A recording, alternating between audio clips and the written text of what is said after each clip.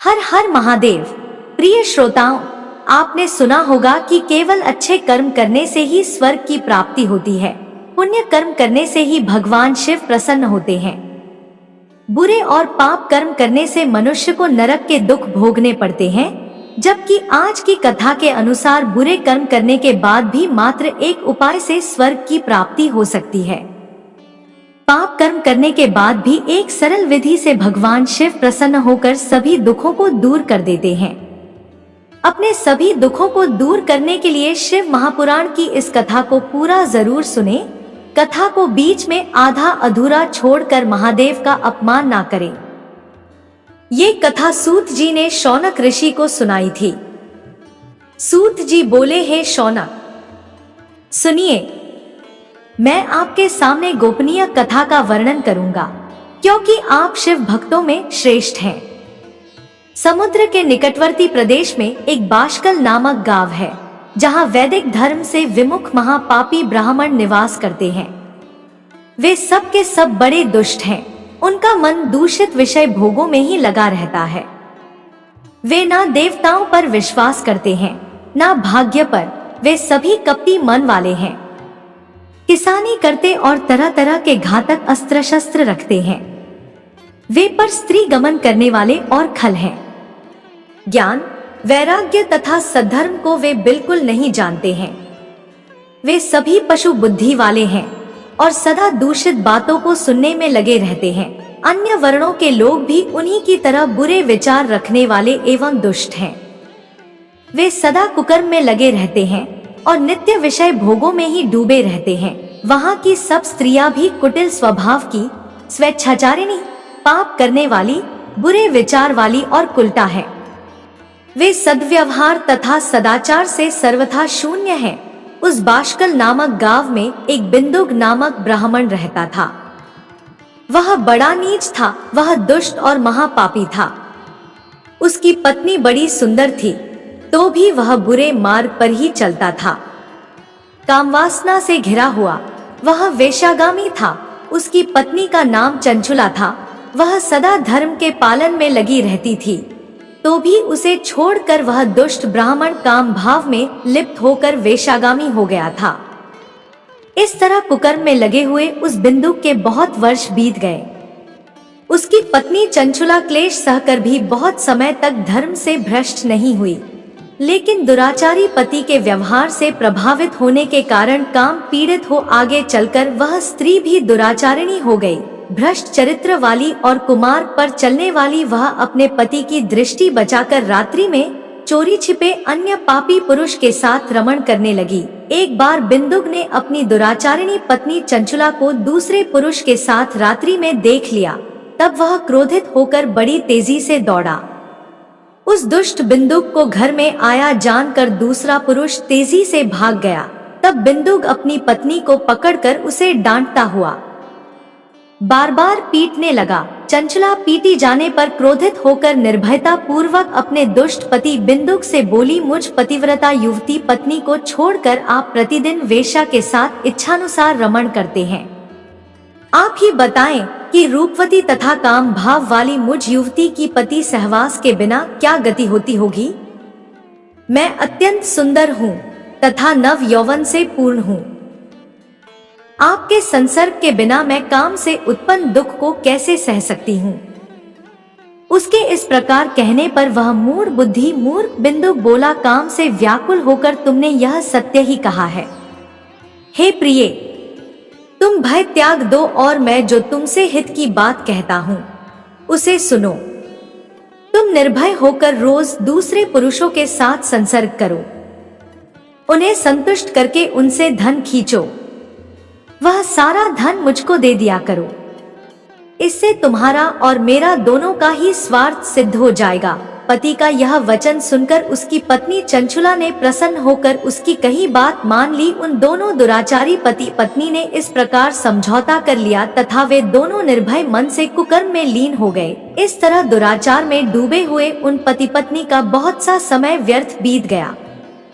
उसके बाद बिंदुक समय अनुसार मृत्यु को प्राप्त हो नरक में जा पड़ा।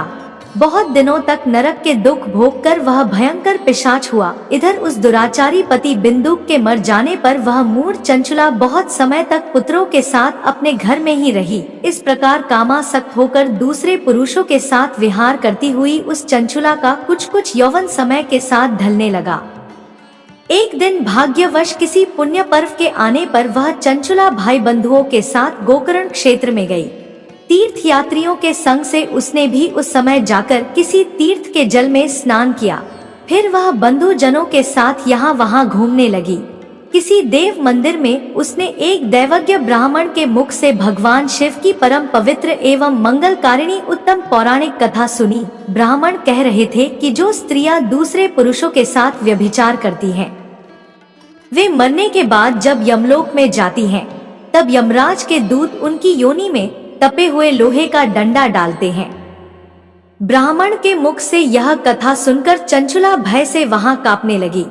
तब भयभीत चंचुला एकांत में शिव पुराण की कथा बांचने वाले उन ब्राह्मण से कहने लगी, ब्राह्मण, मैं अपने धर्म को नहीं जानती थी, इसलिए मेरे द्वारा बड़ा दुराचार हुआ है। मेरे ऊपर कृपा करके आप मेरा उद्धार कीजिए। हे प्रभु, मैंने मूढ़ बुद्धि के कारण घोर पाप किया है। मैंने काम में अंधी होकर अपनी संपूर्ण युवा अवस्था व्यभिचार में बिताई है। आज वैराग्य रस से भरे हुए आपके इस प्रवचन को सुनकर मुझे बड़ा भय लग रहा है। मैं कांप उठी हूँ और मुझे इस संसार से वैराग्य हो गया है। मुझ मूढ़ बुद्धि वाली पापिनी को धिक्कार है। मैं सर्वथा निंदा के योग्य हूँ। मैं बुरे विषयों में फंसी हुई हूँ और अपने धर्म से भ्रष्ट हो गई हूँ। थोड़े से सुख के लिए अपने हित का नाश करने वाले तथा भयंकर कष्ट देने वाले घोर पाप मैंने अनजाने में ही कर डाले। मृत्यु के समय उन भयंकर यमदूतों को मैं कैसे देखूंगी, जब वे बलपूर्वक मेरे गले में फंदे डालकर मुझे बांधेंगे? तब मैं कैसे धीरज धारण कर सकूंगी? नरक में जब मेरे शरीर के टुकड़े टुकड़े किए जाएंगे, उस समय विशेष दुख देने वाले उस महाकष्ट को मैं वहां कैसे सहूंगी? हाय विधाता, मुझ पापिनी को आपने ऐसी दुर्बुद्धि क्यों दे दी, जो सभी प्रकार का सुख देने वाले स्वधर्म से दूर कर देती है? हे द्विज, कांटों में लिपटा हुआ व्यक्ति ऊंचे पर्वत शिखर से गिरने पर जैसा घोर कष्ट पाता है, उससे भी करोड़ गुना कष्ट मुझे है।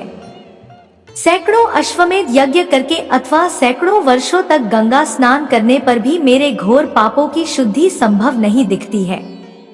मैं क्या करूं, कहां जाऊं और किसकी शरण लूं? मुझ नरक में पड़ने वाली की इस संसार में कौन रक्षा करेगा? हे ब्राह्मण, आप ही मेरे गुरु हैं, आप ही माता और आप ही पिता हैं। आपकी शरण में आई हुई मुझ दीन अबला का उद्धार कीजिए।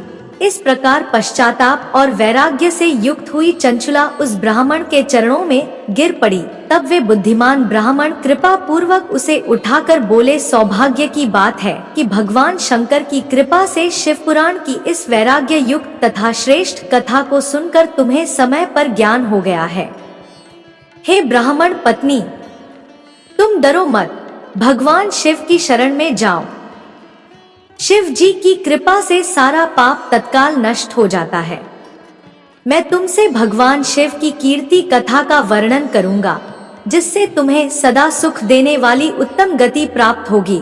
भगवान शिव की उत्तम कथा सुनने से ही तुम्हारी बुद्धि इस तरह पश्चाताप से युक्त एवं शुद्ध हो गई है। साथ ही तुम्हारे मन में विषयों के प्रति वैराग्य हो गया है। पश्चाताप ही पाप करने वाले पापियों के लिए सबसे बड़ा प्रायश्चित्त है। सत्पुरुषों ने सबके लिए पश्चाताप को ही समस्त पापों का सुधार करने वाला बताया है। पश्चाताप से ही पापों की शुद्धि होती है। जो पश्चाताप करता है वही वास्तव में पापों का प्रायश्चित्त करता है, क्योंकि सत्पुरुषों ने समस्त पापों की शुद्धि के लिए जैसे प्रायश्चित्त का उपदेश किया है, वह सब पश्चाताप से संपन्न हो जाता है। जो मनुष्य विधि पूर्वक प्रायश्चित करके निर्भय हो जाता है, पर अपने बुरे कर्म के लिए पश्चाताप नहीं करता, उसे प्रायः उत्तम गति नहीं प्राप्त होती, परंतु जिसे अपने बुरे कर्मों पर बहुत अधिक पश्चाताप होता है, वह अवश्य उत्तम गति का भागी होता है, इसमें संशय नहीं है। इस शिवपुराण की कथा सुनने से जैसी मन शुद्धि होती है, वैसी दूसरे उपायों से नहीं होती। जैसे दर्पण साफ करने पर निर्मल हो जाता है, उसी प्रकार इस शिव पुराण की कथा से मन अत्यंत शुद्ध हो जाता है, इसमें संशय नहीं है। मनुष्यों के शुद्ध मन में जगदम्बा पार्वती जी सहित भगवान शिव विराजमान रहते हैं। इससे वह मनुष्य सदाशिव के परम पद को प्राप्त होता है। इस प्रकार यह कथा सभी प्राणियों के लिए उपकारी है और इसी कारण महादेव जी ने इसको आग्रह करने पर प्रकट किया है। इस कथा से भगवान उमापति का ध्यान सिद्ध हो जाता है। उस ध्यान से परम ज्ञान और उससे मोक्ष की प्राप्ति निश्चय ही होती है। भगवान शंकर के ध्यान में मग्न हुए बिना भी यदि कोई इस कथा को मात्र सुनता है, वह दूसरे जन्म में भगवान के ध्यान को सिद्ध कर परम पद को पा लेता है। इस कथा के श्रवण से भगवान शंकर के ध्यान को प्राप्त कर पश्चाताप करने वाले पापी मनुष्य सिद्धि को प्राप्त हो गए हैं। इस उत्तम कथा का श्रवण समस्त मनुष्यों के लिए कल्याण का बीज है। यह कथा सुनने से रोग का नाश करने वाली है। भगवान शिव की कथा को सुनकर फिर अपने हृदय में उसका मनन करने से पूर्णतया मन की शुद्धि हो जाती है। जो शिव भक्ति से वंचित है, उसे पशु समझना चाहिए, क्योंकि उसका चित्त माया के बंधन में घिरा हुआ है। वह निश्चय ही संसार बंधन से मुक्त नहीं हो पाता। हे ब्राह्मण पत्नी, इसलिए तुम विषयों से मन को हटा लो और भक्ति भाव से भगवान शंकर की इस परम पावन कथा को सुनो। परमात्मा शंकर की इस कथा को सुनने से तुम्हारे मन की शुद्धि होगी और उससे तुम्हें मोक्ष की प्राप्ति हो जाएगी। निर्मल मन से भगवान शिव के चरणों का चिंतन करने वाले की एक ही जन्म में मुक्ति हो जाती है। यह मैं तुमसे सत्य सत्य कहता हूँ। इतना कहकर वे श्रेष्ठ शिव भक्त ब्राह्मण मौन हो गए। उनका हृदय करुणा से भर गया था। वे भगवान शिव के ध्यान में मग्न हो गए। तब बिंदुक की पत्नी चंचुला मन ही मन प्रसन्न हो उठी। ब्राह्मण का यह उपदेश सुनकर उसके नेत्रों में आनंद के आंसू छलक आए थे। वह चंचुला प्रसन्न हृदय से उन श्रेष्ठ ब्राह्मण के चरणों में गिर पड़ी और हाथ जोड़कर बोली, मैं धन्य हो गई। उसके बाद चंचुला बोली, हे ब्राह्मण, आप धन्य हैं और सदा परोपकार में लगे रहते हैं, इसलिए आप श्रेष्ठ साधु पुरुषों में प्रशंसा के योग्य हैं। मैं नरक के समुद्र में गिर रही हूँ, आप मेरा उद्धार कीजिए। जिस सुंदर शिवपुराण की कथा को सुनकर मेरे मन में संपूर्ण विषयों से वैराग्य उत्पन्न हो गया, उसी शिवपुराण को सुनने के लिए इस समय मेरे मन में बड़ी श्रद्धा हो रही है। ऐसा कहकर हाथ जोड़ उनकी कृपा पाकर चंचुला शिवपुराण की कथा को सुनने की इच्छा मन में लिए उन ब्राह्मण देवता की सेवा करते हुए वहां रहने लगी। उसके बाद शिव भक्तों में श्रेष्ठ उन ब्राह्मण देवता ने उसी स्थान पर उसको शिवपुराण की उत्तम कथा सुनाई। इस प्रकार उस गोकर्ण नामक महाक्षेत्र में उन्हीं श्रेष्ठ ब्राह्मण से उसने शिवपुराण की वह परम उत्तम कथा सुनी, जो भक्ति, ज्ञान और वैराग्य को बढ़ाने वाली तथा मुक्ति देने वाली है। उस परम उत्तम कथा को सुनकर चंचुला अत्यंत धन्य हो गई। उन सद्गुरु की कृपा से उसका मन शीघ्र ही शुद्ध हो गया। भगवान शिव जी की कृपा से उसके हृदय में शिव जी के सगुण रूप का चिंतन होने लगा। इस प्रकार सद्गुरु की शरण लेकर उसने भगवान शिव में लगी रहने वाली उत्तम बुद्धि पाकर शिव के सच्चिदानंदमय स्वरूप का बारंबार चिंतन आरंभ किया। वह प्रतिदिन तीर्थ के जल में स्नान करके जटा और तपस्वी वस्त्र धारण करने लगी तथा पूरे शरीर में भस्म लगाकर रुद्राक्ष के आभूषण धारण करने लगी। वह भगवान शिव के नाम जप में लगी रहती थी। संयमित वाणी और अल्प आहार करते हुए गुरु के बताए मार्ग से वह शिव जी को प्रसन्न करने लगी। इस प्रकार भगवान शिव का ध्यान करते हुए चंचुला का बहुत सा समय बीत गया। उसके बाद समय के पूर्ण होने पर भक्ति, ज्ञान और वैराग्य से युक्त हुई चंचुला ने अपने शरीर को बिना किसी कष्ट के त्याग दिया। इतने में ही भगवान शिव का भेजा हुआ एक दिव्य विमान तेज गति से वहां पहुंचा, जिस पर उनके अपने गण विराजमान थे। चंचुला उस विमान पर सवार हुई और भगवान शिव के गणों ने उसे तुरंत शिवपुरी में पहुंचा दिया। उसके सारे पाप धुल गए थे। वह दिव्य रूप धारण करके अप्सरा हो गई थी। वहां उसने त्रिनेत्रधारी महादेव जी को देखा। गणेश, भृंगी, नंदी, वीरभद्रेश्वर आदि गण भक्ति के साथ उनकी उपासना कर रहे थे। उनके 5 मुख थे और प्रत्येक मुख में 3-3 नेत्र थे। मस्तक पर अर्धचंद्र था। उन्होंने अपने वाम भाग में गौरी देवी को बिठा रखा था। भगवान शंकर का दर्शन करके चंचुला बहुत प्रसन्न हुई। अत्यंत प्रेम पूर्वक उसने बड़ी उतावली के साथ भगवान शिव को बारंबार प्रणाम किया। फिर हाथ जोड़कर वह बड़े प्रेम, आनंद और संतोष से युक्त हो विनीत भाव से खड़ी हो गई। उसके नेत्रों से आनंद आंसुओं की धारा बहने लगी तथा संपूर्ण शरीर में रोमांच हो गया। उस समय देवी पार्वती और भगवान शंकर ने उसे बड़ी करुणा के साथ अपने पास बुलाया और सौम्य दृष्टि से उसकी ओर देखा। पार्वती जी ने तो चंचुला को प्रेम पूर्वक अपनी सखी बना लिया। वह भगवान शिव के धाम में निवास पाकर दिव्य सुख से संपन्न हो अक्षय सुख का अनुभव करने लगी। एक दिन परमानंद में मग्न हुई चंचुला ने उमा देवी के पास जाकर प्रणाम किया और दोनों हाथ जोड़कर वह उनकी स्तुति करने लगी। चंचुला देवी उमा की स्तुति करके सिर झुकाए चुप हो गई। उसके नेत्रों में प्रेम के आंसू उमड़ आए थे। तब करुणा से भरी हुई पार्वती देवी चंचुला से बोली, हे सखी चंचुले, मैं तुम्हारी की हुई स्तुति से बहुत प्रसन्न हूँ। बोलो, क्या वर मांगती हो? तुम्हारे लिए मुझे कुछ भी अदेय नहीं है। चंचुला बोली, है निष्पाप गिरिराज कुमारी, मेरे पति बिंदु इस समय कहाँ है? उनकी कैसी गति हुई है यह मैं नहीं जानती। मैं अपने उन पति देव से जिस प्रकार मिल सकूं, कृपा करके वैसा ही उपाय कीजिए। हे महादेवी, मेरे पति एक वेश्या के प्रति आसक्त थे और पाप में ही डूबे रहते थे। उनकी मृत्यु मुझसे पहले ही हो गई थी। वे ना जाने किस गति को प्राप्त हुए हैं। चंचुला का यह वचन सुनकर देवी पार्वती बोली, हे सुते, तुम्हारा पति बड़ा पापी था। उसका मन बड़ा ही दूषित था। वेश्या का उपभोग करने वाला वह महामूढ़ मरने के बाद नरक में पड़ा। अनेक वर्षों तक नरक में दुख भोग कर वह पापी अपने शेष पाप को भोगने के लिए विंध्य पर्वत पर पिशाच हुआ है। इस समय वह पिशाच की अवस्था में ही है और अनेक प्रकार के कष्ट उठा रहा है। वह दुष्ट वही वायु पीकर रहता है और सदा सब प्रकार के कष्ट सहता है। गौरी देवी की यह बात सुनकर चंचुला उस समय पति के महान दुख से दुखी हो गई। फिर मन को स्थिर करके चंचुला बोली, है महादेवी, मुझ पर कृपा कीजिए और बुरे कर्म करने वाले मेरे दुष्ट पति का अब उद्धार कीजिए।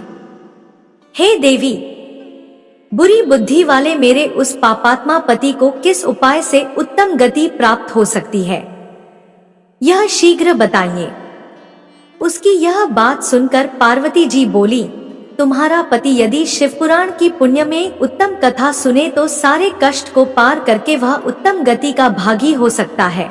गौरी देवी का यह वचन आदर पूर्वक सुनकर चंचुला ने हाथ जोड़कर उन्हें बारंबार प्रणाम किया और अपने पति के समस्त पापों की शुद्धि तथा उत्तम गति की प्राप्ति के लिए पार्वती देवी से यह प्रार्थना की कि मेरे पति को शिवपुराण सुनाने की व्यवस्था होनी चाहिए।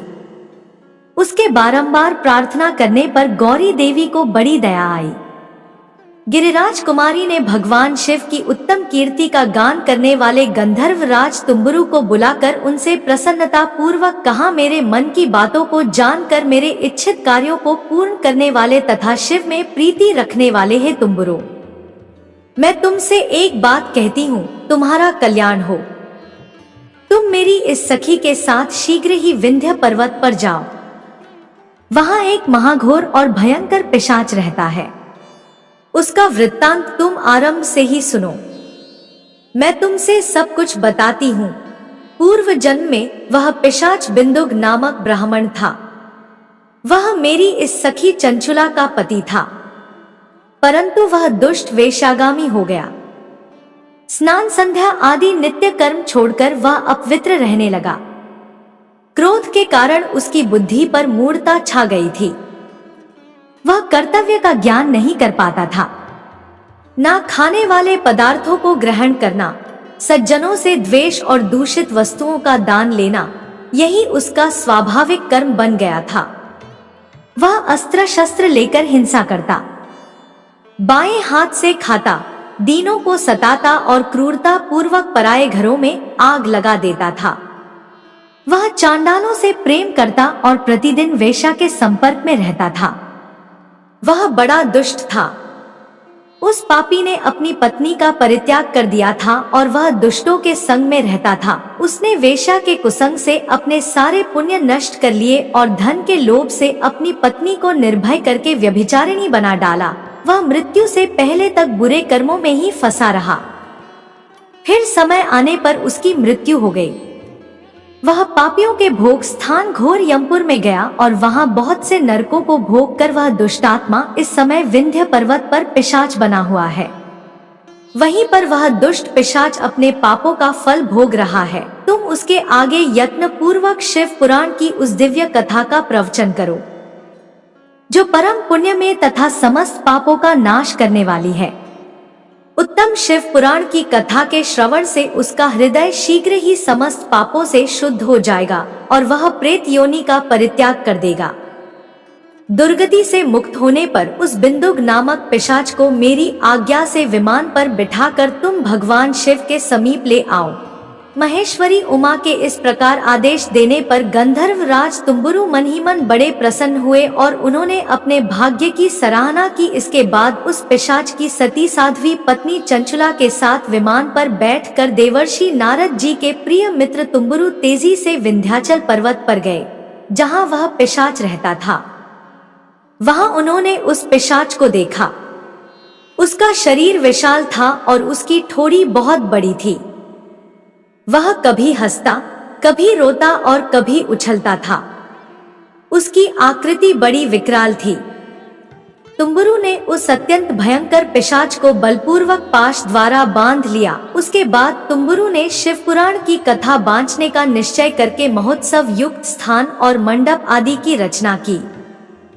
इतने में ही संपूर्ण लोकों में बड़ी तेजी से यह प्रचार हो गया कि देवी पार्वती की आज्ञा से एक पिशाच का उद्धार करने के उद्देश्य से शिव पुराण की उत्तम कथा सुनाने के लिए तुम्बुरु विंध्य पर्वत पर गए हैं।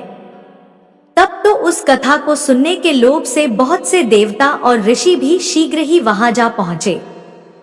आदर पूर्वक शिव पुराण सुनने के लिए आए हुए लोगों का उस पर्वत पर बड़ा अद्भुत और कल्याणकारी समाज जुट गया। उसके बाद तुम्बुरु ने उस पिशाच को पाश में बांधकर आसन पर बिठाया और हाथ में वीप लेकर गौरीपति भगवान शिव की कथा का गान आरंभ किया। महात्म्य सहित पहली अर्थात प्रथम संहिता से 7वीं संहिता तक शिव पुराण की कथा का स्पष्ट वर्णन किया। 7 संहिता वाले शिव पुराण का आदर पूर्वक श्रवण करके वे सभी श्रोता पूर्णतः धन्य हो गए। उस परम पुण्यमय शिव पुराण को सुनकर उस पिशाच ने अपने सारे पापों को धोकर उस पैशाचिक शरीर को त्याग दिया। शीघ्र ही उसका रूप दिव्य हो गया। शरीर पर श्वेत वस्त्र तथा सब प्रकार के आभूषण उसके अंगों को सुशोभित करने लगे। इस प्रकार दिव्य देहधारी होकर श्रीमान बिंदुक अपनी भार्या चंचुला के साथ स्वयं भी भगवान शिव के दिव्य चरित्र का गुणगान करने लगा। उसकी पत्नी को इस प्रकार दिव्य रूप से सुशोभित देखकर वे सभी देवता और ऋषि बड़े आश्चर्यचकित हुए। उनका मन परमानंद से परिपूर्ण हो गया। भगवान शिव का वह अद्भुत चरित्र सुनकर वे सभी श्रोता परम कृतार्थ हो प्रेम पूर्वक श्री शिव का यशोगान करते हुए अपने अपने धाम को चले गए। दिव्य रूप धारी श्रीमान बिंदुक भी सुंदर विमान पर अपनी प्रियतमा के पास बैठकर सुख पूर्वक आकाश में स्थित हो परम शोभा पाने लगा। उसके बाद भगवान शिव के सुंदर एवं मनोहर गुणों का गान करता हुआ वह अपनी प्रियतमा तथा तुम्बुरु के साथ शीघ्र ही शिवधाम में जा पहुंचा। वहां भगवान शिव तथा पार्वती देवी ने प्रसन्नता पूर्वक बिंदुक का बड़ा सत्कार किया और उसे अपना गण बना लिया। उसकी पत्नी चंचुला पार्वती जी की सखी हो गई। उस परमानंदमय शिव जी के धाम में अविचल निवास पाकर वे दोनों पति पत्नी परम सुखी हो गए। सूत जी कहते हैं, यह उत्तम इतिहास मैंने आपको सुनाया जो पापों का नाश करने वाला, देवी पार्वती और भगवान शिव को आनंद देने वाला, अत्यंत पवित्र तथा उनमें भक्ति बढ़ाने वाला है। जो इसे भक्ति पूर्वक सुनता है अथवा एकाग्रचित्त होकर इसका पाठ करता है, वह अनेक सांसारिक सुखों को भोग कर अंत में मुक्ति प्राप्त करता है। अगर आपको दुखों को दूर करने वाली भगवान शिव की ये कथा पसंद आई हो तो वीडियो को लाइक करके कमेंट में ओम नमः शिवाय अवश्य लिखें। सनातन धर्म की ऐसी ही ज्ञानवर्धक और भक्तिमय कथाएं सुनने के लिए हमारे चैनल को सब्सक्राइब करें।